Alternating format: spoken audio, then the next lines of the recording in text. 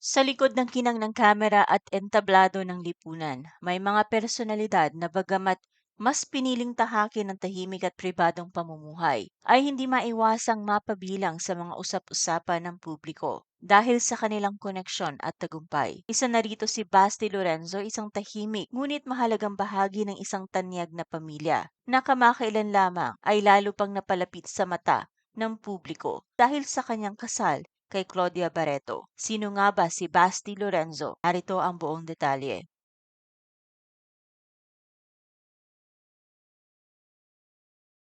Si Basti Lorenzo ay isang prominenteng personalidad sa lipunan Pilipino na naging higit na kilala sa publiko matapos ang kanyang kasal kay Claudia Barreto kahapon, April 8, 2025. Si Claudia ay anak ng dating celebrity couple na sina Dennis Padilla at Marjorie Barreto. Kapatid niya sina Julia at Danny Barreto. Kaya't ang kanilang kasal ay naging usap-usapan sa mundo ng showbiz at social media. Pinanganak si Basti mula sa isang maimpluwensyang pamilya na may malawak na karanasan sa negosyo, partikular sa industriya ng pagkain at agrikultura. Ang kanyang ama, si Martin Ignacio Lorenzo, ay isang tanyag na negosyante na dati nang naging CEO ng Del Monte Philippines at Pancake House Group. Ang pamilya Lorenzo ay kilala sa industriya ng produksyon ng asukal at iba pang negosyong pang-agrikultura. Isa siya sa 12 anak ni na Martin at Leia Lorenzo at siya ang nakababatang kapatid ni Mateo Lorenzo na asawa naman ng kilalang aktres na si Erich Gonzalez. Ang kanilang pamilya ay may malawak na impluensya, hindi lamang sa mundo ng negosyo kundi pati na rin sa larangan ng palakasan at showbiz na nagbibigay sa kanila ng koneksyon sa iba't ibang sikat na personalidad sa bansa. Mula pagkabata ay naging malapit si Basti sa larangan ng palakasan, partikular sa golf.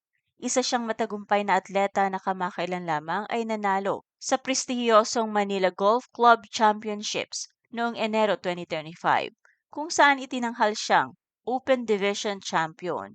Ang tagumpay na ito ay lalong nagpatibay sa kanyang reputasyon bilang isa sa mga pinakamahusay na batang golfer sa Pilipinas. Bukod sa kanyang tagumpay sa palakasan at koneksyon sa mundo ng negosyo, mas nakilala rin si Basti dahil sa kanyang matibay na relasyon kay Claudia. Nagsimula silang maging magkasintahan noong mga teenager pa lamang sila, na nagresulta sa halos isang dekadang pagsasama bago sila tuluyang nagdesisyong magpakasal.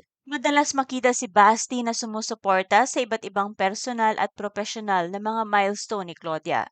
Bagamat kilala siya bilang isang pribadong tao na pinipiling manatiling malayo sa limelight hanggat maaari. Sa kabila ng pagiging pribado, patuloy siyang aktibong sumusuporta sa mga adhikain ng kanyang asawa, habang patuloy rin niyang binabalanse ang kanyang personal na interes sa palakasan at negosyo. Sa ngayon, patuloy na lumalago ang kanilang pagsasama bilang mag-asawa at kapwa nila pinangangalagaan ang kanilang pribadong buhay habang namamayagpag sa kani-kanilang larangan.